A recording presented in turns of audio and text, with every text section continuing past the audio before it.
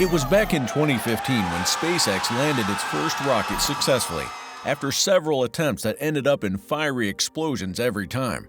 The company was trying to save the majority of its Falcon 9 rockets after they lift off, in order to refly them again to reduce the company's overall manufacturing costs.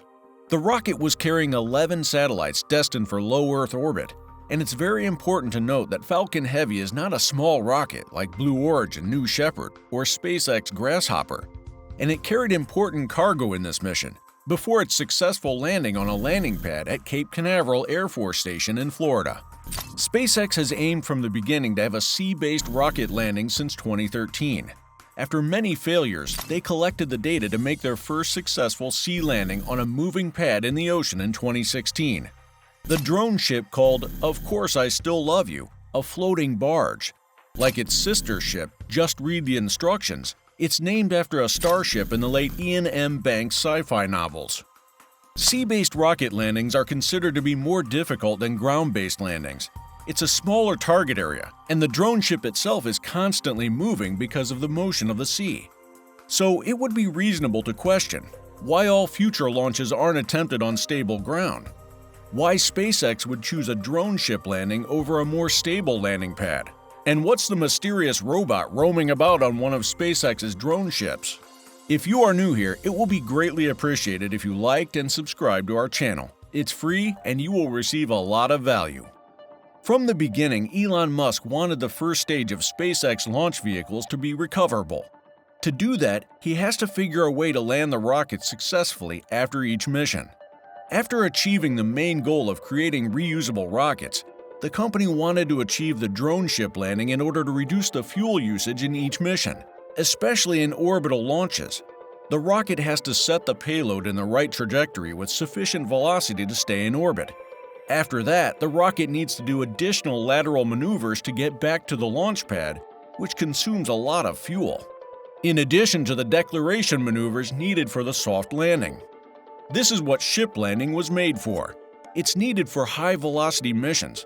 Depending on the rocket's velocity and the mass of its payload, there may not be enough fuel to get back to the launch pad, which will give them no choice other than losing the rocket.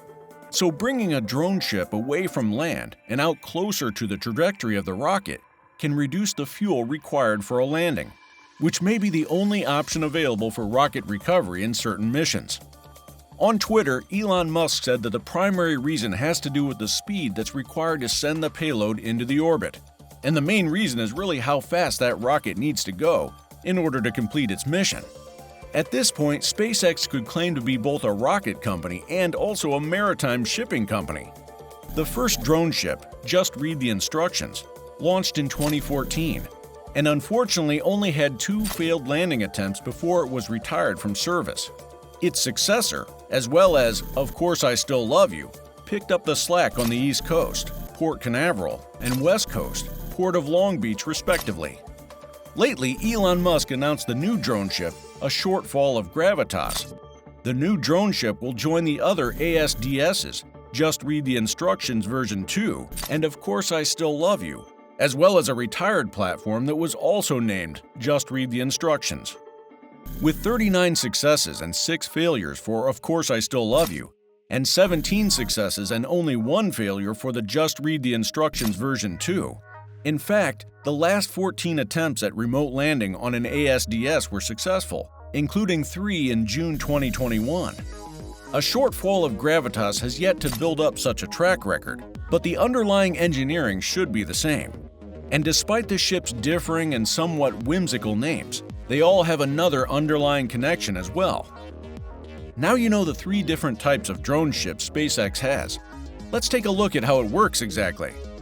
The drone ship is capable of maneuvering autonomously, using GPS information for precision position, but they can also be remotely controlled by a crew of technicians standing by. There is a wide array of sensors used in tandem with the GPS information to manage the attitude and placement of the incoming rocket, and the onlooking teams to control and coordinate the complicated precise landings. After each landing, if it was a success, the standing rocket is welded to the deck of the ship and reinforced until it arrives back in port. And if it was a failure, the drone returns back to the port. Okay, now, all good. But what about the mysterious robot that was roaming about one of the SpaceX drone ships? Actually, this robot first attracted attention when it appeared on SpaceX's drone ship Of Course I Still Love You in 2017. And its main purpose, as it appears to be, is to help the Falcon 9 to be more stable after the first stage touches down, which is necessary in the ocean due to rough waves that may tip the rocket off balance. Moreover, this robot is saving a lot of time and effort. Instead of sending a crew to secure the rocket before returning to the port, the new robot speeds up the process. After a rocket landing, the robot exits its cubby and drives itself underneath the rocket and secures the rocket to the ship. With that, the drone ship is ready to get back to the port without wasting time waiting for the crew to secure the rocket after landing.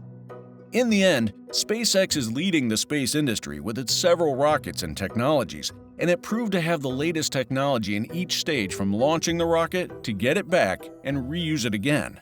What do you think? What is the best technology SpaceX has right now? And what should they improve in order to save money, time, and effort? Let's discuss it down below. Thanks for watching.